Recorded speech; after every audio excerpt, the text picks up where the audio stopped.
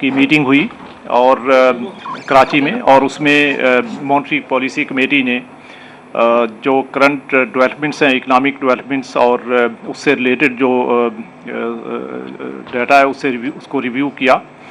और इसके अलावा उन्होंने जो हमारा जो मॉनेटरी स्टांस है उसको भी रिव्यू किया, और उसकी लाइट में मॉनेटरी पॉलिसी कमेटी ने जो फैसला किया, सबसे पहले मैं वो आपके साथ शेयर कर लेता हूँ कि मॉनेटरी पॉलिसी कमेटी ने ये डिसाइड किया कि करंट पॉलिसी रेट जो कि इस वक्त 22% है वो कंटिन्यू रहेगा। तो इन अदर वर्ड्स उन्होंने स्टेटस को मेंटेन करने का फैसला किया। उसमें कमेटी ने जो डेवलपमेंट्स रिव्यू की उसमें चंद एक मैं आपके साथ शेयर करता हूं, और उसके बाद एक दो और जो डिसीजन हुए कमेटी के वो भी आपके साथ शेयर करता हूं। सो कमेटी ने सबसे पहले ये नोट किया कि हमारे जो एक्सटर्नल अकाउंट है उसमें काफ़ी बेहतरी आई है, और वो बेहतरी जो है वो हमारे रिज़र्व्स के, फॉरेन एक्सचेंज रिज़र्व्स के लेवल में रिफ्लेक्टेड है। जैसे कि आपने देखा कि जब जुलाई में जब हमने लास्ट टाइम प्रेस कॉन्फ्रेंस की थी और उस वक्त हमने IMF के साथ जो है वो स्टैंड बाई एग्रीमेंट किया था, तो उस स्टेज के ऊपर हमारे रिज़र्व्स जो है वो 4 बिलियन से थोड़े से ज़्यादा थे। तो अब पिछले 6 माह में हमारे रिजर्व्स जो है वो बढ़कर 8 बिलियन से ज़्यादा हो गए। इस वक्त 8.3 बिलियन US डॉलर्स हैं, और ये इसके बावजूद है कि अभी तक हमने 6.2 बिलियन डॉलर्स की जो प्रिंसिपल फॉरेन डेट है उसकी रीपेमेंट की है, और इसके साथ साथ हमने इंटरेस्ट की पेमेंट्स भी की है। तो ये सब पेमेंट्स करने के बावजूद हमारे रिजर्व्स में 4 बिलियन से ज़्यादा का इजाफा हुआ है। और इसके अलावा हमारी जो स्टेट बैंक की जो फॉरवर्ड बुक है जो कि जुलाई में 4.5 बिलियन डॉलर्स थी, वो इस वक्त कम होके 3.5 बिलियन डॉलर से थोड़ी नीचे आ गई है। तो 1 बिलियन डॉलर से ज़्यादा वहाँ पे भी इम्प्रूवमेंट आया है। और साथ में करंट अकाउंट रिलेटेड से करंट अकाउंट डेफिसिट को देखें, जो कि पिछले साल भी काफ़ी कंटेंट था, लेकिन उससे पिछले साल बहुत ज़्यादा था। जैसा कि आप जानते हैं कि 2022 के फिस्कल ईयर में हमारा करंट अकाउंट डेफिसिट जो है वो 17.5 बिलियन US डॉलर के करीब था, जो कि 4.7% ऑफ GDP था। तो बहुत ज़्यादा हाई डेफिसिट था। उसके मुकाबले में पिछले साल जो स्टेट बैंक ने और गवर्नमेंट ऑफ पाकिस्तान ने जो मेजर्स लिए, उसके नतीजे में हमारा जो करंट अकाउंट डेफिसिट था वो काफ़ी कंटेन हुआ, और इसका लेवल जो है वो 2.6 बिलियन डॉलर के करीब आ गया, जबकि GDP टर्म्स में ये 0.7 बिलियन, सो 0.7%, सो 4.7% से कम होकर हमारा करंट अकाउंट डेफिसिट जो है वो 0.7% पे आ गया। और इस साल में जो अभी जो करंट फिस्कल ईयर है, इसके पहले 6 माह में जो जुलाई से दिसंबर तक अभी तक का जो डाटा अवेलेबल है, सो उसमें ये काफ़ी कंटेंट है इस वक्त, और एब्सोल्यूट अमाउंट में जो इसका टोटल जो अमाउंट इन डॉलर्स है वो 0.8 बिलियन, यानी सिर्फ 800 मिलियन डॉलर जो है वो है पहले 6 माह के अंदर, और जनवरी के अंदर भी इसका ट्रेंड जो है वो कंटिन्यूइंग है। तो करंट अकाउंट जो है वो इस वक्त काफ़ी कंटेन्ड है, और हमने जैसा कि अपनी प्रोजेक्शन में भी दिया हुआ है कि इस साल का करंट अकाउंट डेफिसिट जो है वो 0.5 से 1.5% ऑफ GDP के दरमियान रहेगा। तो ये पॉजिटिव डेवलपमेंट्स हैं, लेकिन साथ साथ जो है वो चूँकि हमारी अभी मज़ीद डेट रीपेमेंट्स होनी है इस फिस्कल ईयर में भी, और अगले साल भी हमारी काफ़ी रीपेमेंट्स हैं। सो करंट अकाउंट से रिलेटेड जो रिस्क्स हैं वो अपनी जगह पे गो के बहुत कम हो गए हैं, लेकिन स्टिल जो है वो एग्जिस्ट करते हैं। सो कमेटी ने इसको बड़ा थॉरली रिव्यू किया, और उसके बाद उन्होंने इन्फ्लेशन रिलेटेड जो डेवलपमेंट्स हैं उनको रिव्यू किया। और इन्फ्लेशन के बारे में जैसा कि हमने पहले भी बताया है कि हमारा इन्फ्लेशन जो है CPI जो है वो मई 2023 में 38% पे पीक किया था, और उसके बाद से इसमें डिक्लाइनिंग ट्रेंड है। थोड़ा बहुत 1-2 महीनों में थोड़ी बहुत इसमें फ्लक्चुएशन हुई है, लेकिन ओवरऑल जो है इसमें डिक्लाइनिंग ट्रेंड है। बट स्टिल ये अभी भी जो इसका लेवल है वो काफ़ी एलिवेटेड है। तो इस एलिवेटेड लेवल को सामने रखते हुए कमेटी ने फैसला किया है। जो लास्ट मंथ का इन्फ्लेशन था वो 29% से थोड़ा ऊपर था। और इस महीने हम समझ रहे हैं कि जो कमेटी को जो डाटा प्रेजेंट किया गया और जिसको उन्होंने रिव्यू किया कि इस महीने का जो जनवरी का है वो इन्फ्लेशन पिछले महीने से थोड़ा कम होगा, लेकिन अभी भी ये इसका लेवल एलिवेटेड है और ये 1-2 माह तक ऐसा रहेगा, फिर मार्च ऑनवर्ड जो है इसमें ज़्यादा डिक्लाइन जो है वो आना शुरू हो जाएगा।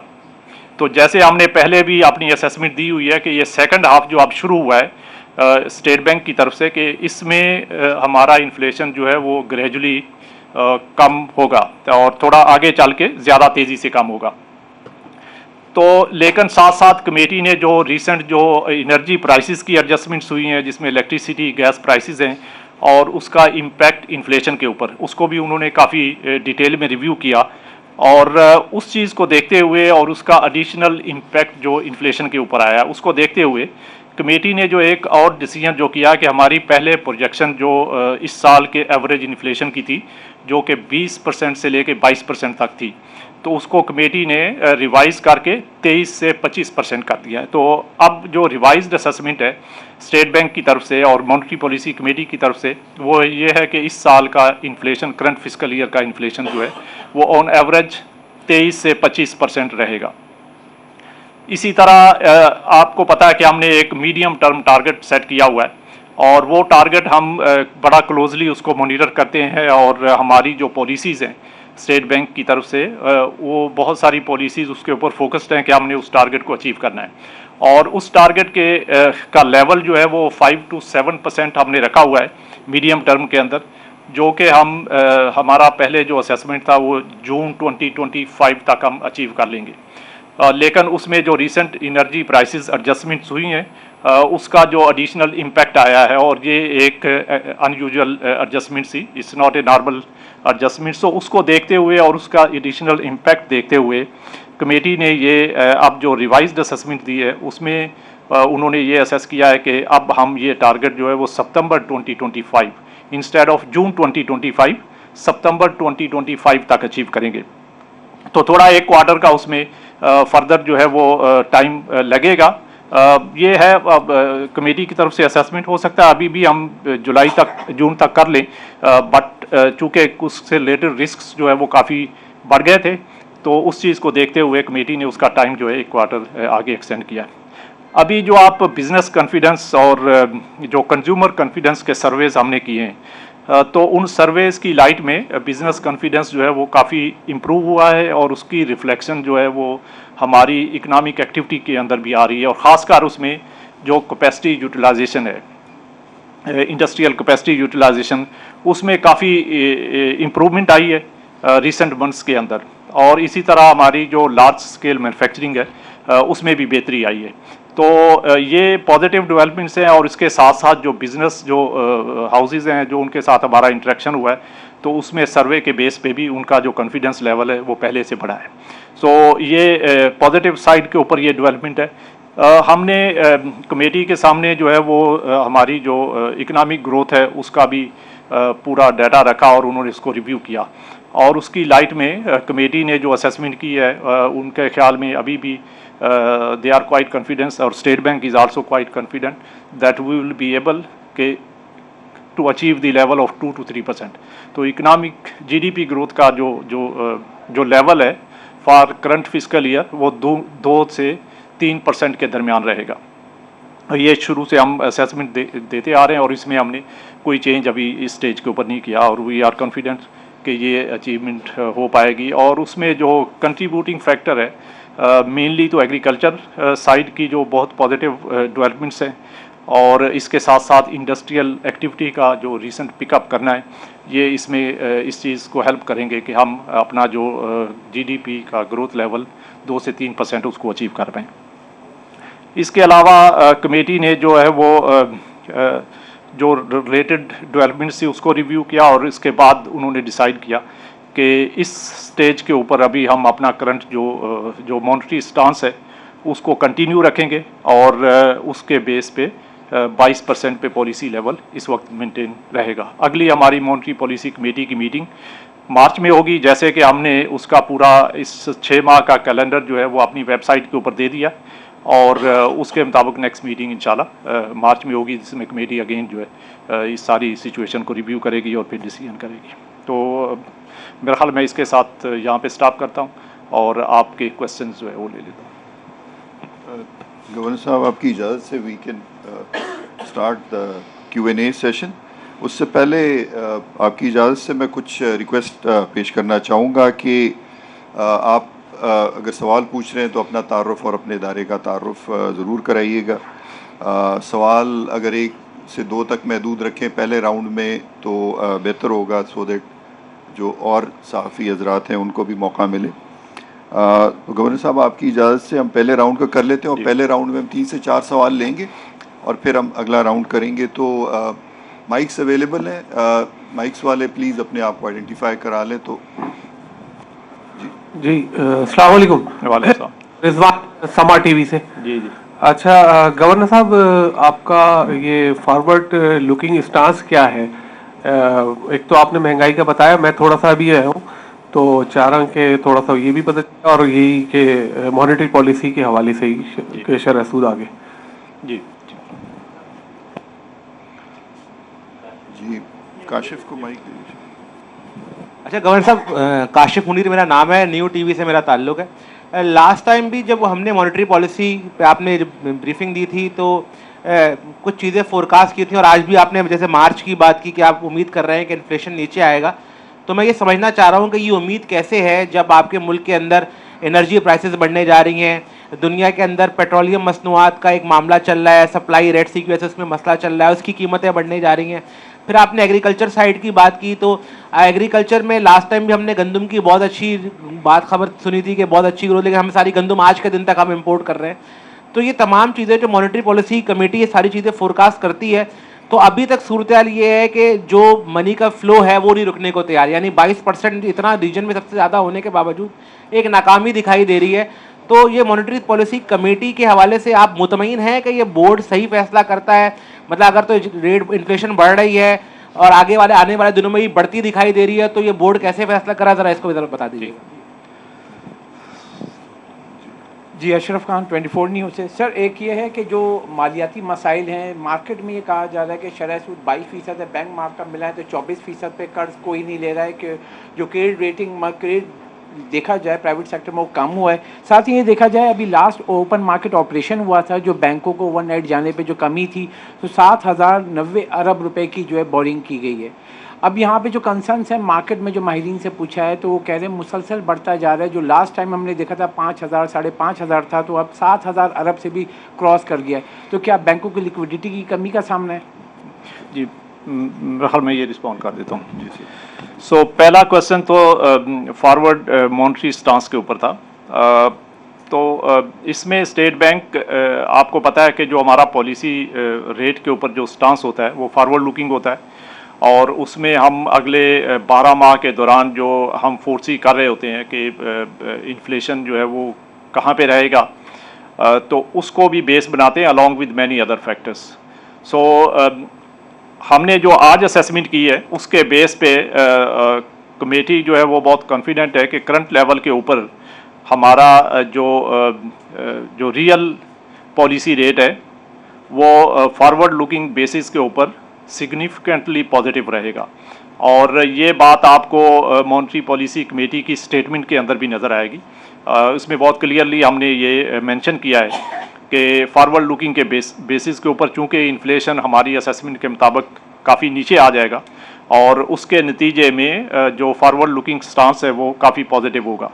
अब उस चीज़ को देखते हुए कमेटी ने फैसला किया है और साथ साथ जो है वो इस साल का जो एंड ऑफ द ईयर जो करंट फिस्कल ईयर जो जून में ख़त्म होगा उसका जो ईयर ऑन ईयर इन्फ्लेशन जो है वो भी करंट लेवल से काफ़ी नीचे होगा और वो आप जैसे देखेंगे इंशाल्लाह मार्च ऑनवर्ड तो इसमें जो है वो काफ़ी डिक्लाइन आना शुरू हो जाएगा। ये तो क्या कोई ज़्यादा दूर की बात नहीं है, ये सिर्फ 2 माह की बात है एंड यू विल सी इंशाल्लाह कि उसमें जो है वो रिज़ल्ट आने शुरू हो जाएंगे। और उसकी मेन रीज़न जो है वो आपने पूछा कि उसकी रीज़न क्या है, तो रीज़न जो है वो एक तो टाइट मॉनेटरी स्टांस है जो कि कुछ अरसे से हमने अपनाया हुआ है और जैसे कि हम पहले भी अपनी मुख्तलिफ कम्युनिकेशंस के अंदर बताते रहते हैं कि मॉनेटरी स्टांस जो है वो टाइम लैग के साथ उसका जो इम्पैक्ट जो है वो सामने आता है, और ये चूँकि और नॉर्मल टाइम लैग वो 1.5 से 2 साल होता है, और ये दुनिया भर के अंदर जो है वो इमीडिएटली ये नहीं होता कि आज हमने रेट इंक्रीज़ किया तो 2 माह में या 4 माह में उसका इम्पैक्ट आ जाएगा, उसका थोड़ा टाइम लगता है।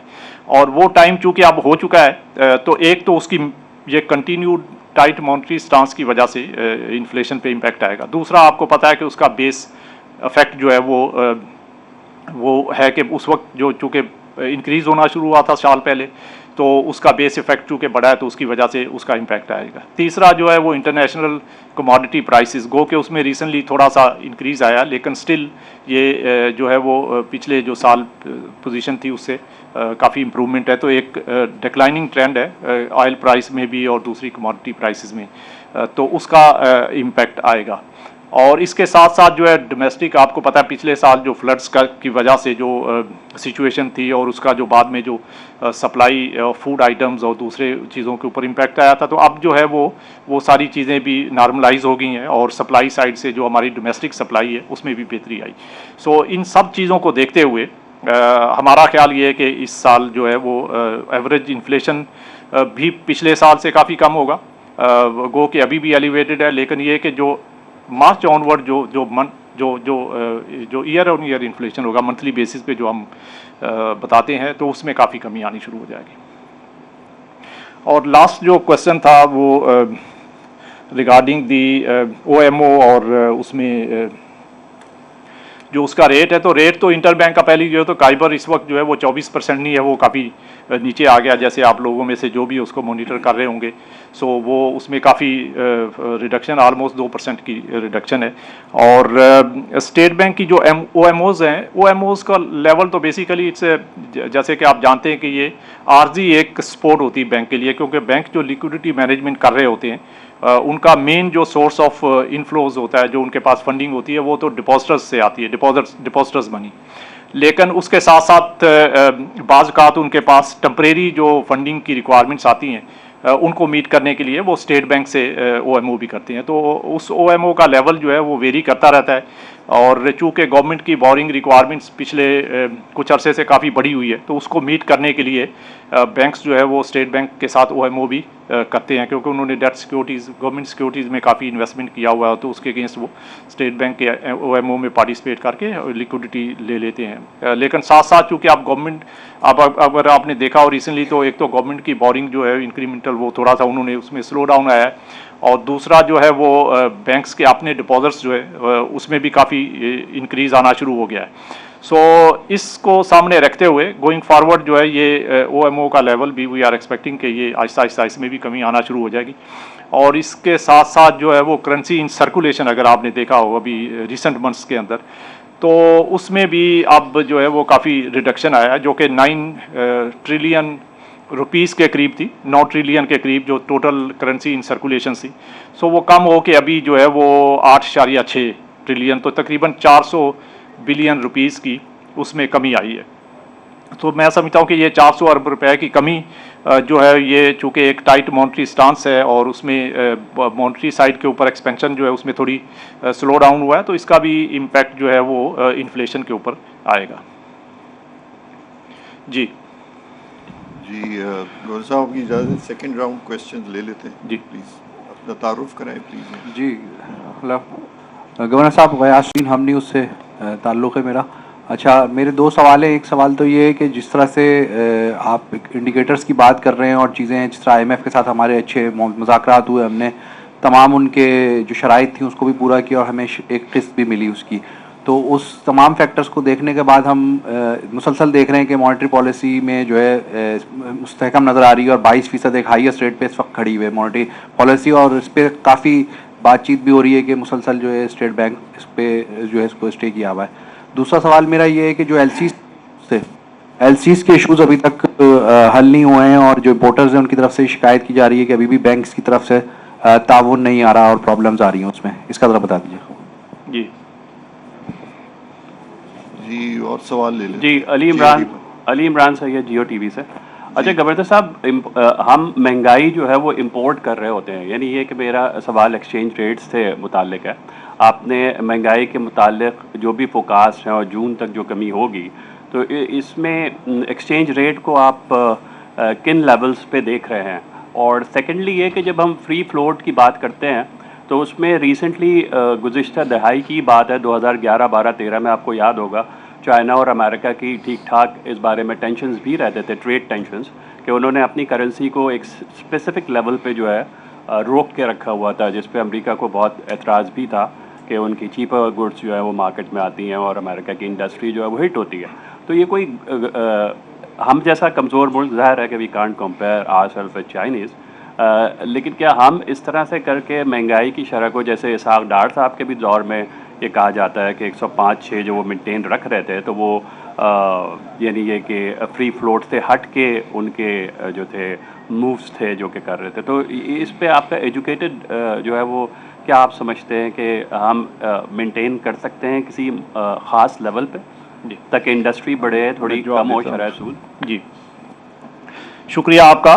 पहला सवाल जो था आईएमएफ से रिलेटेड, तो आईएमएफ का जैसे कि रिसेंट उन्होंने स्टाफ रिपोर्ट भी रिलीज़ की है, तो उस स्टाफ रिपोर्ट के अंदर आप अगर उसको रिव्यू करें तो आपको पता चलेगा कि एक जो रिक्वायरमेंट उन्होंने रखी हुई है मॉनेटरी पॉलिसी रिलेटेड, वो ये कि हमारा मॉनेटरी पॉलिसी स्टांस जो है वो टाइट स्टांस रहेगा। लेकिन उसके अंदर कोई लेवल नहीं है। तो अब मॉनेटरी स्टांस जो है वो कितना टाइट, किस लेवल पे टाइट है, वो ज़ाहिर है कि सारी चीज़ों को रिव्यू करने के बाद डिसाइड किया जाता है। उसमें डिफरेंस ऑफ ओपिनियन भी हो सकता है, वो कुछ और हो सकता है, कहीं हम कुछ और कहें। लेकिन हमारी जो असेसमेंट है जो इस वक्त जो हमने की है, वो उसके ख्याल में जो कमेटी ने जो रिव्यू करने के बाद डिसाइड किया कि current monetary policy stance is an appropriate stance, और इसको हम जो है वो इस मीटिंग के अंदर जो है इसको कंटिन्यू करेंगे। तो ये टाइट हमारे ख्याल में टाइट जो स्टांस जो रिक्वायरमेंट है आईएमएफ के प्रोग्राम के तहत उस पर पूरा उतरता है। इसलिए कोई भी लेवल हम उनके साथ ना हमने एग्री किया हुआ है और ना ही हम उसको परसू करते हैं। हम तो जो रिक्वायरमेंट है उसको भी देखते हैं, और उससे भी ज़्यादा इम्पॉर्टेंट हमारे लिए ये है कि हम अपने जो इन्फ्लेशन का डाटा है, जो हमारे एक्सटर्नल अकाउंट की जो डेवलपमेंट्स हैं, और उसके साथ जो हमारी फिस्कल साइड की डेवलपमेंट्स हैं और जो रिक्वायरमेंट्स हैं, उन सब चीज़ों को देख के डिसाइड करते हैं कि किस लेवल के ऊपर जो है वो हमारा पॉलिसी रेट लेना चाहिए। तो करंट स्टांस जो है ये हमारे ख्याल में इस वक्त जो है वो अप्रोप्रिएट स्टांस है। जो दूसरा सवाल था एलसी से मुतल्लक, तो ये तो बहुत पुराना मसला मेरा ख्याल हो गया है। अब तो आजकल अगर आप देखें तो बैंक्स जो है वो एलसीज नॉर्मल वे में खोल रहे हैं, और ये कोई ऐसा इशू नहीं रहा जैसे कि साल पहले या 1.5 साल पहले होता था। और उसकी आपको एक मैं इंडिकेशन ये दे देता हूँ कि अगर आप हमारे इंपोर्ट्स के नंबर देखें, आई एम श्योर आप सब जो है वो इंपोर्ट्स के नंबर्स को देखते होंगे, तो जो हमारा इंपोर्ट का लेवल था, टोटल इंपोर्ट्स जो है वो कोई 6-8 माह पहले अगर आप देखें तो वो एवरेज जो है वो 3.8 बिलियन यूएस डॉलर के करीब था। अभी पिछले 3-4 माह से खास कर देखें तो ये 4.5 बिलियन डॉलर्स के करीब है। तो इसमें जो है वो तकरीबन 700-800 मिलियन डॉलर की पर मंथ इंक्रीज़ आया है। तो इस इंक्रीज़ के नतीजे में जो एलसीज जो पहले नहीं हो रही थी वो सब खुलना शुरू हो गई हैं, और जो भी जेन्युइन इंपोर्ट्स रिक्वायरमेंट्स हैं वो पूरी हो रही हैं। और उसमें आपके देखें कि ऑयल की साइड के भी पूरी इंपोर्ट्स हो रही हैं, एनर्जी की बाकी प्रोडक्ट्स भी हो रही हैं। इसके अलावा जो इंडस्ट्री की रिक्वायरमेंट्स हैं, एक्सपोर्टर्स की रिक्वायरमेंट्स हैं, जो इवन जो ट्रेडर्स की रिक्वायरमेंट्स हैं वो पूरी हो रही। प्रॉब्लम हो सकता है कहीं इंडिविजुअल कस्टमर के साथ आता हो जिसके बेस पे ऊपर आपको फीडबैक मिलती हो, और वो उसमें कई दफ़ा जो है वो कस्टमर का रिस्क प्रोफाइल जो है वो बैंक को एक्सेप्टेबल नहीं होता, और बैंक उसमें हो सकता है उस कस्टमर के साथ ना करना चाहे, या उसमें कोई कस्टमर ने कोई रॉन्ग डूइंग की हो, उस तरह का कोई इशू हो सकता है। लेकिन जनरली जो हमने जो देखा है वो ये है कि अब इंपोर्ट्स जो है वो नॉर्मल वे में हो रही हैं, और ये मैं आपको अश्योर करता हूँ कि स्टेट बैंक की तरफ से किसी किस्म की इंपोर्ट्स के ऊपर अब कोई रिस्ट्रिक्शंस नहीं है। वो नॉर्मल वे में बैंक्स अपने एंड पे लिक्विडिटी को मैनेजमेंट करते हुए वो कर रहे हैं। जो लास्ट क्वेश्चन था वो इम्पोर्टेड इन्फ्लेशन और एफएक्स रेट से मुतल्लिक।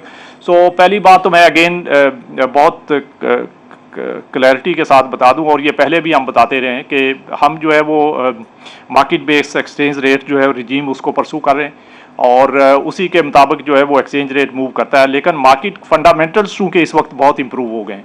अगर आप पिछले 6 माह में 6 माह पहले देखें तो उस वक्त जो सिचुएशन थी अब उससे बहुत बेहतर है। मैंने आपको ब्रीफली पहले बताया था कि हमारा जो करंट अकाउंट का डेफिसिट है वो उसमें बहुत इंप्रूवमेंट आया। पिछले साल 2.6 था, उससे पिछले साल $17.5 बिलियन था। इस साल जो है वो अभी तक पहले 6 माह में सिर्फ $800 मिलियन है, और ये इसके बावजूद है बाय द वे कि हमने इस रिसेंट 4-5 माह में बहुत सारी जो है वो डिविडेंड रिपेट्रिएशन हुई है, और उसका भी इम्पैक्ट इस करंट अकाउंट में शामिल है। तो अगर आप एप्पल टू एप्पल कंपैरिजन करें तो अगर हम ये डिविडेंड एडिशनल पे ना हुए थे तो ये शायद इस वक्त जो है क्लोज टू 200-300 मिलियन होता सिर्फ। तो ये हमने कम से कम $600-700 मिलियन की पिछले 4-5 माह के अंदर एडिशनल डिविडेंड पेमेंट्स करवाई हैं, और उसके बावजूद हमारा करंट अकाउंट डेफिसिट जो है वो $800 मिलियन से कम है। सो ये अच्छी खासी इंप्रूवमेंट है, और ये मार्केट कॉन्फिडेंस जो है उसमें इसने इजाफा किया है। दूसरा, आप स्टेट बैंक की जो फॉरवर्ड लाइबिलिटीज़ हैं, तो जैसे मैंने पहले भी मेंशन किया शायद कि वो फॉरवर्ड लाइबिलिटी $4.5 बिलियन से कम होके $3.5 बिलियन हो गई है। तो $1 बिलियन की इम्प्रूवमेंट आई है, और इसकी वजह से मार्केट के अंदर भी कॉन्फिडेंस जो है उसमें बेहतर हुआ है। और इसके साथ साथ जो है वो हमारे रिजर्व्स में बहुत बेहतरी आई है। पहले 6 माह पहले जो जुलाई के अंदर 4 बिलियन से थोड़े ऊपर थे, अब 8 बिलियन से ऊपर हो गए हैं, और ये इसके बावजूद है कि हमने अपनी जो है वो 6 बिलियन से ज़्यादा $6.2 बिलियन की प्रिंसिपल डेट रीपेमेंट्स की हैं, फॉरेन डेट की रीपेमेंट्स की हैं, और उसके साथ साथ जो है वो इंटरेस्ट की पेमेंट्स भी फॉरेन जो हमारे क्रेडिटर्स हैं उनको पेमेंट की है। तो ये सब करने के बावजूद अगर हमारे रिजर्व 8 बिलियन से ऊपर 8.3 बिलियन है, तो इससे आप अंदाज़ा लगाएं कि 6 माह में कितनी बेहतरी आई। तो इसलिए ये एक्सचेंज रेट जो है वो उसकी रिफ्लेक्शन इन फंडामेंटल्स की इम्प्रूवमेंट है, और उसकी वजह से मार्केट के अंदर स्टेबिलिटी है। और हमारी तरफ से ये कि हम कोई किसी ख़ास लेवल को चेज़ नहीं करते। हमने मार्केट के ऊपर, चूँकि मार्केट फैक्टर्स के ऊपर छोड़ा हुआ है, सो इसलिए वो उस पर मूव कर रहा है। इसके साथ साथ जो 2 और बातें मैं आपकी खिदमत में पेश कर देता हूँ कि जो कि अभी रिसेंटली जो हमने रिफॉर्म्स किए हैं, ताकि वो आपको एक्सचेंज रेट और उससे एक्सचेंज फॉरेन एक्सचेंज से रिलेटेड सारी चीज़ सामने आ जाए। कि हमने एक तो एक्सचेंज कंपनीज़ के रिफॉर्म्स किए हैं, और एक्सचेंज कंपनीज़ के अंदर जो बहुत सारे मसले मसाइल थे, इसके ऊपर हमने सितंबर में एक प्लान दिया था, और उस प्लान के तहत हमने एक्सचेंज कंपनीज़ को कंसोलिडेट करना, और उनमें से कुछ कंपनीज़ जो ठीक काम नहीं कर रही थी उनको क्लोज़ करना, और उसके साथ साथ नई कंपनीज़ जो बैंक्स की ओनरशिप में उनको लेके आना। तो ये सारा एक पूरा प्लान था जो हमने अनाउंस किया था, और उसके ऊपर बड़ी कामयाबी से हम जो है वो अमल दरामद कर रहे हैं, और ये इंशाल्लाह अगले 2 माह के अंदर वी आर होपिंग कि ये सारा प्रोसेस जो है वो कंप्लीट हो जाएगा। और जब ये कंप्लीट हो जाएगा तो हमारे पास जो है वो कम कंपनीज होंगी, लेकिन वो उनका साइज़ बड़ा होगा। हमने पेड अप कैपिटल भी इनका 200 मिलियन से बढ़ा के 500 मिलियन कर दिया, और इसके साथ साथ उनकी जो वर्किंग है उसमें भी काफ़ी सारी इंप्रूवमेंट्स लाए हैं, और कुछ और हम आने वाले वक्त में इनके रेगुलेटरी साइड की जो चीज़ें हैं उनको भी फर्दर स्ट्रेंथन करेंगे। तो उसके बाद जो कंपनीज होंगी वो वेल फंक्शनिंग होंगी, और उसके साथ साथ उनकी जो रेट का डिटर्मिनेशन का प्रोसेस है उसके ऊपर भी हमने पूरा एक जो है वो वे फॉरवर्ड उनको दिया है कि किस तरह वो अपना रेट कंपाइल करेंगे और किस तरह उसको मार्केट को डिसेमिनेट करेंगे। तो ये भी पूरा एक हमने उसमें उनको बता दिया है। और अगर आपने देखा हो तो अभी स्टेट बैंक की वेबसाइट के ऊपर जो है वो जो अब नया रेट लगता है तो उसमें बिड ऑफर जो है वो दोनों रेट होते हैं, और वो एक बड़े वेल स्ट्रक्चर्ड प्रोसेस के ज़रिए जो है वो कंपाइल होते हैं। सो एक तो ये मेजर हमने रिसेंट रिफॉर्म किया है। दूसरा जो है वो बैंक इंटर बैंक मार्केट के अंदर जो है वो अगर आपने देखा हो तो उस मार्केट की फंक्शनिंग के ऊपर जो है वो हम एक रिसेंट जो है पिछले हफ्ते हमने अनाउंस किया था, और उसमें हम एक FX ट्रेडिंग प्लेटफॉर्म लेके आए हैं जिसको हमने FX मैचिंग का नाम दिया है। तो उस प्लेटफॉर्म के तहत जो है वो अब रियल टाइम में जो फॉरेन एक्सचेंज रेट की जो प्राइसिंग है वो होगी। पहले ये होता था कि ज़्यादातर बैंक्स के जो है वो ब्रोकर्स को भेजते थे, ब्रोकर्स उनको आगे डील करवा के वापस आते थे, तो उसमें थोड़ा टाइम लैग था। तो अब ये रियल टाइम इस मार्केट के अंदर जो प्राइसिंग डिटरमिन होगी और प्राइस डिस्कवरी बहुत बेहतर हो जाएगी, उसमें ट्रांसपेरेंसी आएगी। और साथ साथ जो है वो उसका जो है वो डॉक्यूमेंटेशन होगी, क्योंकि एक सिस्टम दिया है और उस प्लेटफॉर्म के थ्रू ट्रांजैक्शंस हो रही होंगी और रियल टाइम में हो रही होगी, तो उसमें ये बेहतरी आएगी। और साथ ही साथ उसके स्टेट बैंक की मॉनिटरिंग का जो मैकेनिज्म है उसको हमने स्ट्रेंथन किया है। अब स्टेट बैंक हर बैंक की ट्रांजैक्शन को ऑनलाइन रियल टाइम जो वो देखेगा कि कौन सा बैंक जो है वो किस रेट के ऊपर दूसरे बैंक के साथ ट्रांजैक्शन कर रहे हैं। तो उसके नतीजे में ये मार्केट जो है वो फॉरेन एक्सचेंज जो रिफॉर्म्स हैं और उससे रेट के रिलेटेड जो रिफॉर्म्स है उसमें काफ़ी बेहतरी आ जाएगी। तो transparency, real time price discovery और कॉन्फिडेंस ऑफ द मार्केट जो है वो इससे बेहतर होगा। तो ये दो चीज़ें, और साथ साथ जो है वो हमने जो मार्केट मॉनिटरिंग का मैकेनिज्म जो स्ट्रेंथन किया हुआ है ताकि उसमें कोई मिसयूज़ ना हो, तो उसके नतीजे में ये एफएक्स मार्केट में बहुत सारी बेहतरी आई है और इंशाल्लाह ये आइंदा आने वाले दिनों में भी कंटिन्यू करेगी। जी अरीबा शाहिद को पहला क्वेश्चन दें, then will come back to you sir. Ji, my name is Ariba Shahid and I'm from Reuters. The question is, regardless of whether the election happens, या जो भी हुकूमत में आए या ना आए, with the state bank being autonomous and independent, what is your and the state bank's independent assessment of how long the state bank or the country, the economy has to go on without a subsequent IMF program once this 3 billion program ends? So again, independent state bank क्या कहता है? जी सफदर अब्बास आज news से। Sir ये बता दें कि आप जो रिजर्व बढ़ने का जिक्र कर रहे हैं कि $4 अरब इंक्रीज़ हो गए फॉरेक्स रिजर्व में, तो ब्रेकअप बताएंगे कि ये इजाफा कहाँ से हुआ? क्या यूएई ने जो हमें रोल ओवर कर दिया कर्जा वो भी इसमें शामिल है? इसके अलावा हमारे अपने जो प्योर रिजर्व हैं वो कितने हैं? क्योंकि ख़ासतौर पर हमें जो एक्सपोर्ट सेक्टर है उसके अंदर कोई ख़ास इजाफा तो दिखाई नहीं दे रहा, तो फिर ये $4 अरब कहाँ से आ गए? क्या IMF की ट्रांस भी शामिल है इसके अंदर? जी जी सर, थोड़ा सा बताइएगा राशिद खान GNN TV से कि इस साल के आखिर तक हमें कितनी पेमेंट करनी है, क्योंकि बात यही चल रही है कि तकरीबन $30 अरब के करीब जो है हमने अदा करने, तो उसका बंदोबस्त कैसे होगा सर? जी, तो ये मैं ठीक है सर।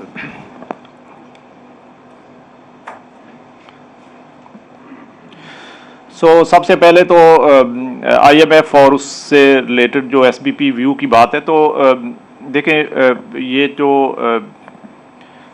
IMF से नया प्रोग्राम करना, किस टाइम पे करना, किन टर्म्स पे करना, ये सब तो गवर्नमेंट का प्रेरोगेटिव है। गवर्नमेंट ने डिसीजन करना है और जब गवर्नमेंट डिसीजन करेगी तो obviously we are being a government entity and a key player in this process. So हम भी उसको उसी तरह लेके चलेंगे जैसे गवर्नमेंट डिसाइड करेगी। तो ये तो पहला है। लेकिन आप जो इम्पॉर्टेंट चीज़ है वो ये देखें कि 6 माह पहले जो हमारी पोजीशन थी जब हमने IMF के साथ स्टैंड बाई एग्रीमेंट किया था और जो अब पोजीशन है, तो उसमें बहुत ज़्यादा इम्प्रूवमेंट आया है और उसमें हमारे रिजर्व्स की पोजीशन रिलेटिवली कंफर्टेबल है। स्टेट बैंक की फॉरवर्ड बुक जो है उसकी पोजीशन कंफर्टेबल है। मार्केट की फंक्शनिंग जो है वो बहुत बेहतर हो चुकी है। हमारा करंट अकाउंट डेफिसिट जो है वो बहुत कंटेन्ड है। सो इन सब चीज़ों को देखते हुए अब जब हम डिस्कस करेंगे और नेगोशिएट करेंगे कोई भी नया प्रोग्राम, तो उसकी ओबियसली टर्म्स जो है वो उसमें वो बेहतर नेगोशिएट होंगी और वो आपको ये सब जो इकोनॉमिक फंडामेंटल्स बेहतर हुए हैं उसमें भी आपको रिफ्लेक्शन नज़र आ रही है, जो कि 6-8 माह पहले वो हम उस पोजीशन में शायद नहीं थे। तो एक तो ये बात हमें सबको सामने रखनी चाहिए। लेकिन प्रोग्राम की टर्म्स क्या होंगी, उसका पीरियड क्या होगा, उसका साइज़ क्या होगा, उस कब किस स्टेज के ऊपर होगा, ये सब गवर्नमेंट डिसाइड करेगी और जब डिसाइड करेगी ऑब्वियसली हम भी उसमें पार्ट होंगे। बट ये डिसीजन जो है वो मिनिस्ट्री ऑफ फाइनेंस इसको लीड करेगी और गवर्नमेंट की तरफ से उसका जो डिसीजन होगा वो हम उसके साथ चलेंगे। जो दूसरा सवाल था सोर्स ऑफ रिजर्व्स, जो अभी जो हमारे रिजर्व्स इंक्रीज़ हुए हैं, जैसे मैंने कहा कि 4 बिलियन से 8 बिलियन से ज़्यादा हो गए। सो उसमें आप एक ये बात सामने रखें कि एक तो ये रिजर्व्स का जो सोर्स है वो सस्टेनेबल सोर्स है, मैं ये कहूँगा, और ये कोई शॉर्ट टर्म इधर उधर से पकड़ के हमने नहीं बढ़ाए।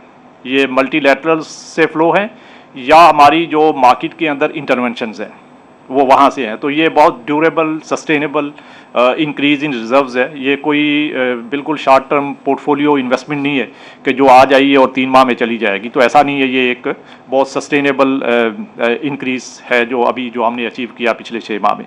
और उसके अंदर जो है वो जो स्पेसिफिक सोर्सेज हैं तो उसमें हमने आपको पता है कि IMF से हमारी 2 ट्रांचेज आई हैं तकरीबन $1.9 बिलियन।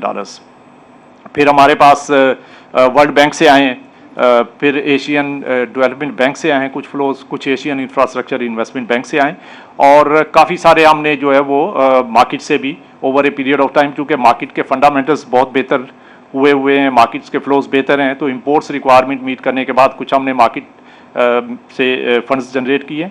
और उसके साथ साथ आपने देखा हो अगर तो चूँकि करंट अकाउंट डेफिसिट कंटेंड है और हमारे जो फॉरेन रेमिटेंसेज हैं उसमें इंक्रीज़ आया है कुछ, और साथ साथ हमारी एक्सपोर्ट्स जो है उसमें अपवर्ड ट्रेंड है, उसमें भी बेहतरी आई। सो वहाँ से भी हमें सपोर्ट मिल रही है, तो उसके नतीजे में हम मार्केट में इंटरवीन करने की पोजीशन में आए हैं, और साथ साथ जो है वो हमारे इन्फ्लोज भी बेहतर हैं। तो ये सारी डेट रीपेमेंट्स करने के बावजूद हमने जो 6.2 बिलियन की डेट रीपेमेंट्स और इसके अलावा जो है वो इंटरेस्ट की सिग्निफिकेंट पेमेंट्स करने के बावजूद हमने $4 बिलियन जो है वो नेट रिजर्व्स हमारे बेहतर हुए। तो इस सब का एक मैं और आपको पॉजिटिव साइड बता देता हूँ, और वो ये है कि हमारा जो एक्सटर्नल डेट है उसका डेट प्रोफाइल जो है वो बहुत चेंज हुआ है।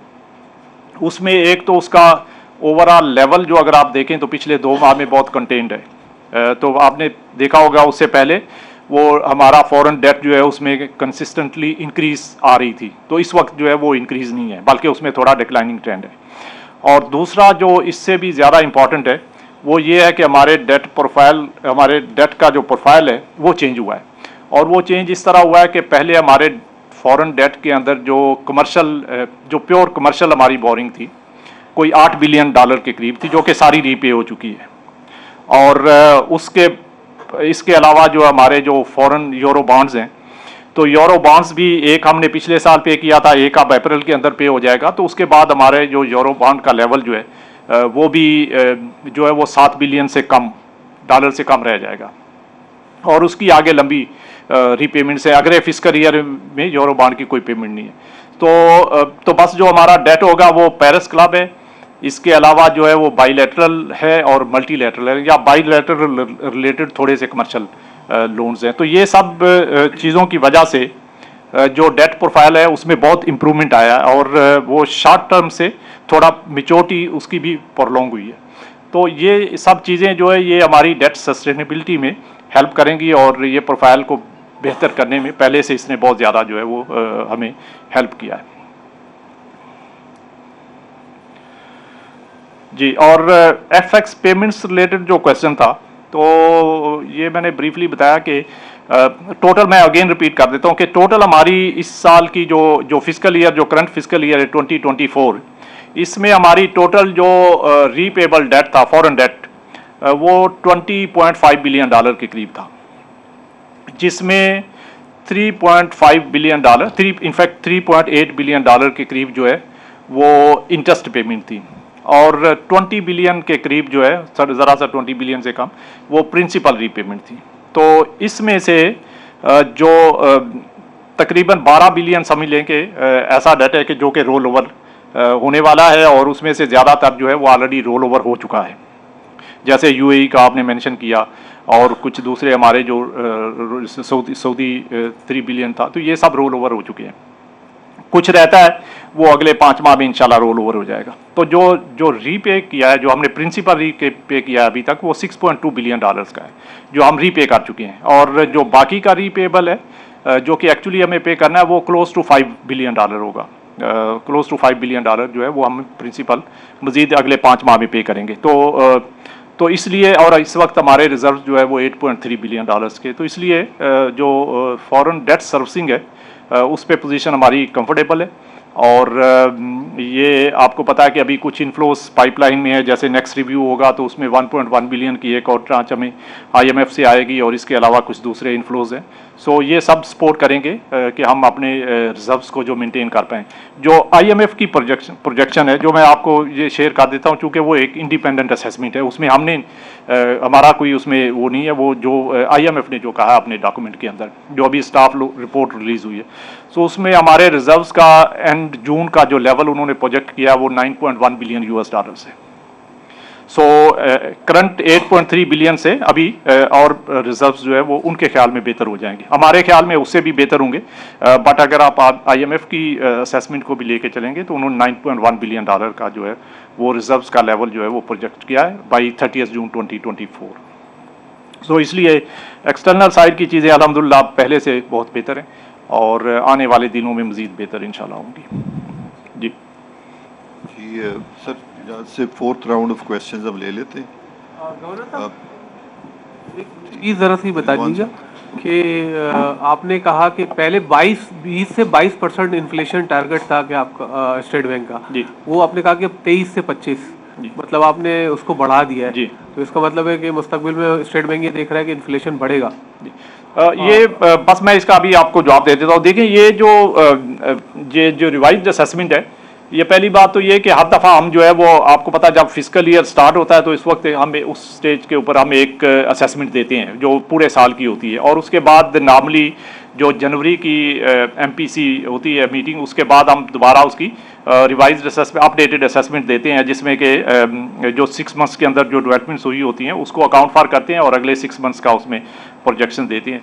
तो अभी भी आप देखें ये असेसमेंट जो हमने शुरू में दी थी जुलाई के अंदर, अगर ये आपकी एनर्जी प्राइसेस जो है वो इसमें ये वन ऑफ एडजस्टमेंट्स ना होते तो अभी भी ये 20 to 22% वाली जो प्रोजेक्शन है इसको हम अचीव करते। तो ये एडिशनल 3% जो है वो this is only mainly because of ये जो एनर्जी प्राइस की एडजस्टमेंट्स है उसमें 2% से ज़्यादा जो है वो गैस प्राइस एडजस्टमेंट का कंट्रीब्यूशन है और बाकी जो इलेक्ट्रिसिटी और दूसरी रिलेटेड जो डेवलपमेंट्स है।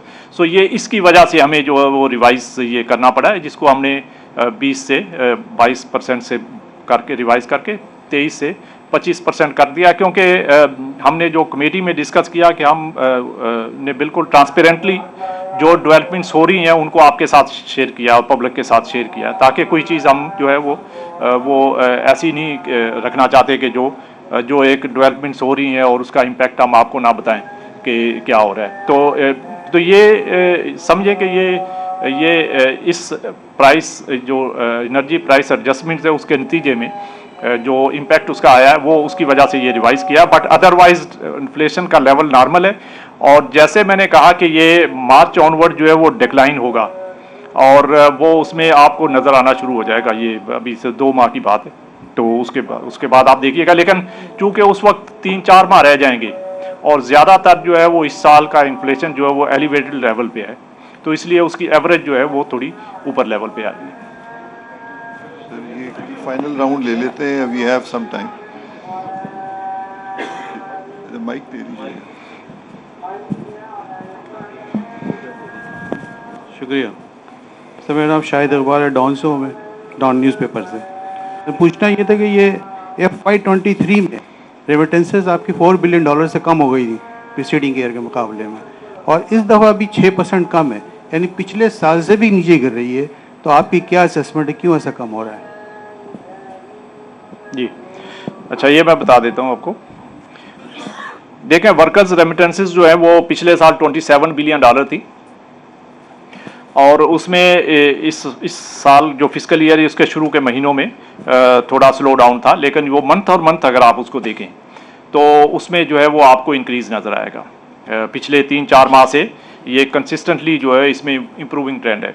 और उसकी वजह ये है कि चूँकि पिछले बजट में अगर आपको याद हो तो हमने गवर्नमेंट को सजेस्ट किया था और गवर्नमेंट ऑफ पाकिस्तान ने बजट के अंदर जो है वो बहुत सारे इंसेंटिव्स जो है वो जो हमारे वर्कर्स जो रिमिट करते हैं, जो फॉरेन रिमिटर्स हैं, उनके लिए वो अनाउंस किए थे, जिसमें कि उनके लिए कोई भी कास्ट नहीं थी, फ्री ऑफ कास्ट जो उनकी रेमिटेंसेस का आना, और उसके अलावा मार्केटिंग से रिलेटेड कुछ बैंक्स को इंसेंटिव्स दिए गए, और उसमें दूसरा कोई सोनी धरती प्रोग्राम इंट्रोड्यूस किया गया।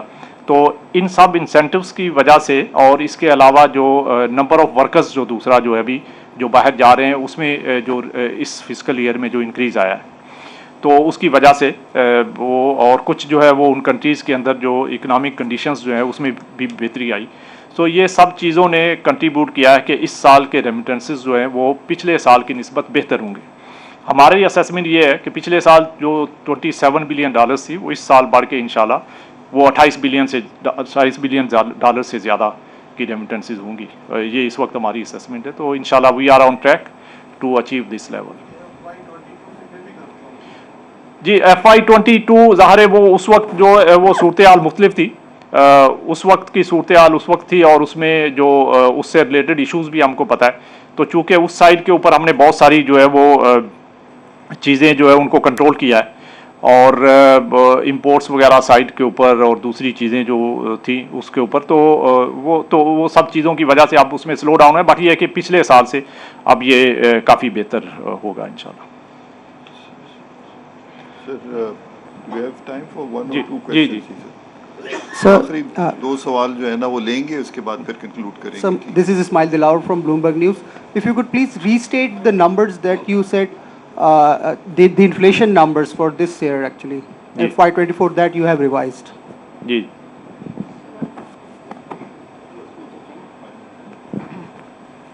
जी Iram Zadi from the news. Sir, as the central bank says, its monetary policy decisions are data dependent. और एक तरफ आप कह रहे हैं कि inflation pressures will ease in March from March onwards. तो और दूसरी तरफ हम ये देखते हैं कि जो सेंट्रल बैंक का टाइट मॉनेटरी स्टांस होता है वो एक्सचेंज रेट को यानी करेंसी को भी स्टेबलाइज करने में एक रोल प्ले करता है। तो मॉनेटरी ईजिंग के आप कुछ एक्सचेंज रेट पे इम्प्लिकेशंस देखते हैं, चाहे वो मार्च से हो ईजिंग या फ्यूचर में ज़ाहिर है उसका आपका जो डिफरेंट मार्केट डायनामिक्स और जितने एक्सटर्नल सेक्टर के जो भी फैक्टर्स हैं या डेटा है और प्राइस डेटा है वो डिटरमाइन करेगा। लेकिन एक सिर्फ मेरे जहन में ये बात आ रही थी कि उसको किस तरह से आप लोग एड्रेस करेंगे। थैंक यू जी। सो चलें ये रिस्पॉन्ड कर देते हैं। हाँ जी, चलें इसको बाद में ले लेते हैं अभी। सो पहला जो क्वेश्चन था कि इन्फ्लेशन 2024 के नंबर को रिपीट कर दें, तो उसमें जैसे मैंने पहले भी ये एक दफ़ा बताया कि 20 to 22% था पहले असेसमेंट, अब ये 23 to 25% है। और अभी करंटली जो आपको पता है कि लास्ट मंथ जो दिसंबर में था ये 29.7% था इन्फ्लेशन दिसंबर 2023 में। और इस साल जो है वो इस महीने जो है जनवरी का अभी नंबर आया नहीं है, बट जब आएगा तो ये पिछले महीने से काफ़ी कम होगा। लेकिन अभी भी इसका लेवल जो है वो काफ़ी ऊपर है। और फिर उसके बाद फरवरी में भी थोड़ा स्लो होगा, बट कोई ज़्यादा नहीं होगा। लेकिन मार्च ऑनवर्ड जो है वो फिर स्लो डाउन जो है तो उसमें रिडक्शन जो है वो ज़्यादा प्रोमिनेंट होगी। तो एक तो हमने असेसमेंट इसकी रिवाइज़ किया, लेकिन जब हम मैंने दूसरा ये बताया था कि जब हम फॉरवर्ड लुकिंग बेसिस पे ऊपर देखते हैं तो अगले 12 माह की जो एवरेज है इन्फ्लेशन की वो हमारे मॉनेटरी पॉलिसी करंट रेट जो उसके साथ कंपेयर करते हैं तो वो काफ़ी रियल जो इंटरेस्ट रेट है वो काफ़ी पॉजिटिव है। और उसको हम इसी तरह ही देख रहे हैं कि it will continue to be significantly positive, और ये बात हमने अपनी स्टेटमेंट के अंदर भी मेंशन की है। जो दूसरा स्टांस था कि सवाल था जी कि मॉनेटरी ईजिंग जो है उसका जो एक्सटर्नल अकाउंट है उसके ऊपर क्या इम्पैक्ट आएगा।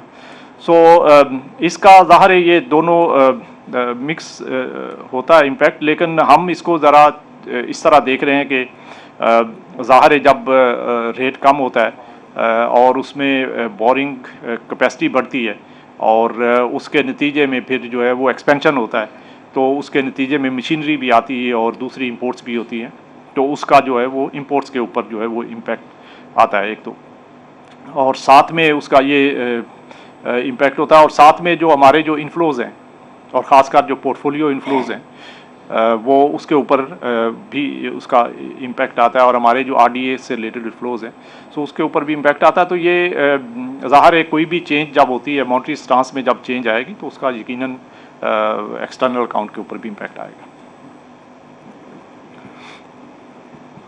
अस्सलाम वालेकुम, मेरा नाम सलमान सिद्दीकी है, एक्सप्रेस ट्रिब्यून न्यूज़पेपर से।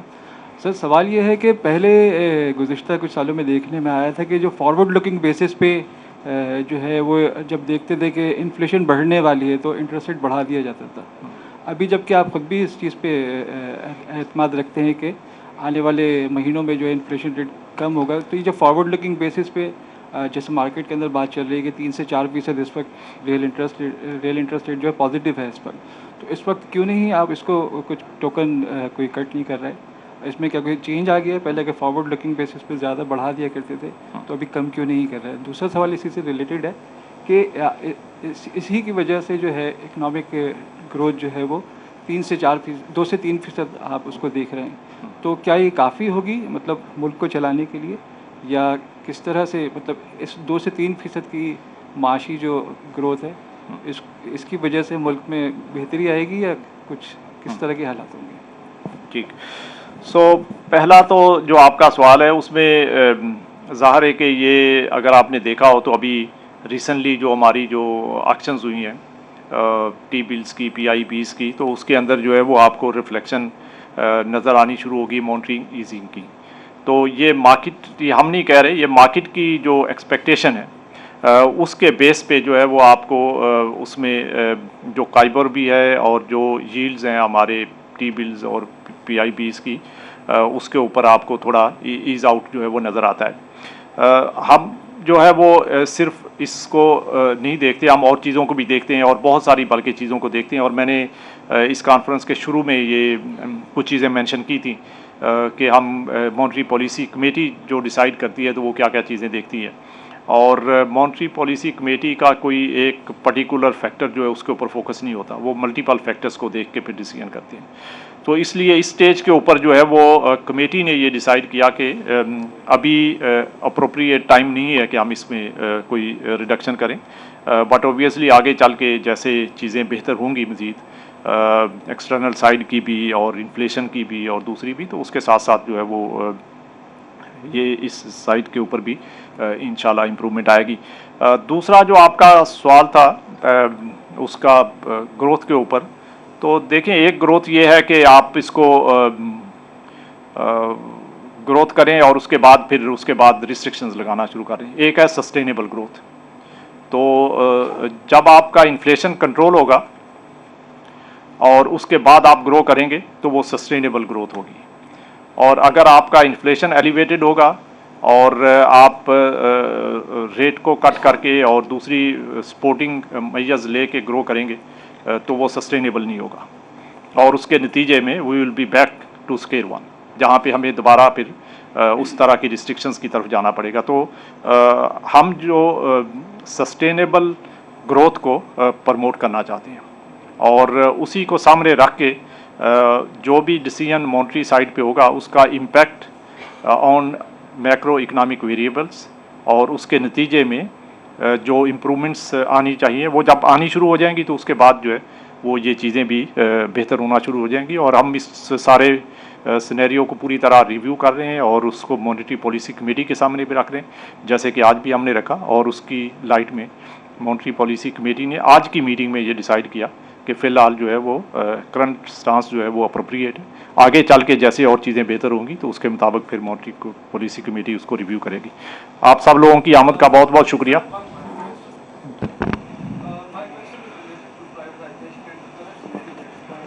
First of all, I have to introduce Junaid Khan from Public News. Sir, our World in Data के रिपोर्ट के मुताबिक पाकिस्तान में जो प्राइवेटाइजेशन है दैट इज़ मोर देन 81%, और ये वाशिंगटन पोस्ट और न्यूयॉर्क टाइम्स भी इसको एज अ सोर्स लेते हैं। सेकेंडली IPPs हमारे साथ जो उनके कैपेसिटी चार्जेस को पूरा करने के लिए हम इवन के एजुकेशन सेक्टर को भी प्राइवेटाइज कर रहे हैं, तो SMEs दूसरी जानिब बिल्कुल तबाह हो रही हैं। तो इस हवाले से मौजूदा सिनेरियो में रहते हुए आपको लगता है कि कंट्रैक्शनरी मॉनेटरी पॉलिसी लागू करते हुए मुस्तकबिल में कोई बेहतरी आने की उम्मीद है? Thank you. देखिए, दो डिफरेंट चीज़ें हैं। ये जहाँ तक प्राइवेटाइजेशन का ताल्लुक है तो ऑब्वियसली वो उसका जवाब तो गवर्नमेंट ऑफ पाकिस्तान की कंसर्न मिनिस्ट्री बेहतर पोजीशन में होगी देने की। हम बैंकिंग सेक्टर को देखते हैं और बैंकिंग सेक्टर में अगर आपने देखा हो तो इस वक्त जो है वो सारे बैंक जो है वो प्राइवेट सेक्टर में है, सिवाय इसके कि नेशनल बैंक है और कुछ जो हमारे प्रोविंशियल बैंक्स हैं, तो बाकी सब तो बैंक्स प्राइवेट सेक्टर में है। तो बैंकिंग की हद तक तो प्राइवेटाइजेशन जो है वो ऑलरेडी वो हो चुका है और उसमें जो है वो इसीलिए आपने देखा होगा तो बैंकिंग सेक्टर जो है वो बहुत प्रॉफिटेबल भी है और उनके जो फाइनेंशियल इंडिकेटर्स भी हैं वो भी बहुत स्ट्रॉन्ग हैं। तो इसलिए उसका और वो अगर आप उनका कंट्रीब्यूशन देखें एम्प्लॉयमेंट के अंदर इस वक्त जो है वो 2 लाख के करीब जो है वो एम्प्लॉइज़ हैं बैंकिंग सेक्टर के अंदर। जब नेशनलाइज थे तो उसमें आप देखें तो बहुत कम थे। इसके अलावा टैक्स कंट्रीब्यूशन, उस वक्त जब पब्लिक सेक्टर में बैंक्स थे तो गवर्नमेंट जो है वो हर साल दूसरे साल जो है वो कैपिटल इंजेक्शन करती थी। इस वक्त जो है वो बैंक्स जो है वो गवर्नमेंट को रेवेन्यू दे रहे हैं प्रॉफिट टैक्सेशन की फॉर्म में, और बहुत सिग्निफिकेंट कंट्रीब्यूशन है, billions, hundreds of billions of rupees. So वो तो हमारे सामने उसके रिजल्ट्स हैं। बाकी जो स्टेट ओन्ड एंटरप्राइजेज हैं ऑब्वियसली ये गवर्नमेंट उस पर काम कर रही, और वो उसमें जो आहिस्ता आहिस्ता उसमें भी प्रोग्रेस हो रही है, और अगले उसमें बजट के अंदर भी इंशाल्लाह वो कुछ चीज़ें आएंगी। तो बट ये गवर्नमेंट की कंसर्न मिनिस्ट्री आपको बेहतर जवाब दे सकेगी। बहुत शुक्रिया। थैंक यू वेरी गवर्नर साहब मच। और, थैंक यू, आप सब लोगों की आमद का बहुत शुक्रिया।